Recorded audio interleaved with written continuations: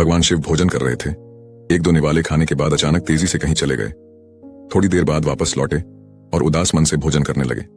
माता पार्वती ने पूछा, प्रभु, आप भोजन अधूरा छोड़कर इतनी तेजी से क्यों गए थे और अब इतने उदास क्यों हैं? शिवजी बोले, मेरी एक प्यारी भक्त अपने डमरू को बजाते हुए मेरे नाम के भजन गा रही थी, लेकिन कुछ निर्दयी लोग उसे पागल समझकर उसका मजाक उड़ा रहे थे और यहां तक कि उसे पत्थर भी मार रहे थे।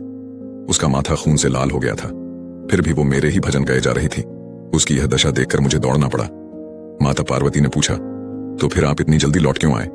शिवजी दुखी मन से बोले, मैं उस तक पहुंचा ही था कि उसने अपना डमरू जमीन पर रख दिया और हाथ में पत्थर उठा लिया। अब जब वह खुद ही अपने लिए खड़ी हो गई तो उसे मेरी जरूरत नहीं रही। अगर उसने मुझ पर थोड़ा और भरोसा किया होता तो मैं वहां पहुंचकर उसकी रक्षा करता। जब भगवान हमारी परीक्षा लेते हैं तो हम अक्सर धैर्य खो देते हैं और खुद ही रास्ता ढूंढने लगते हैं, लेकिन हमें हमेशा भगवान पर भरोसा रखना चाहिए क्योंकि वे हमेशा हमारे साथ होते हैं। कमेंट में हर हर महादेव लिखें और सब्सक्राइब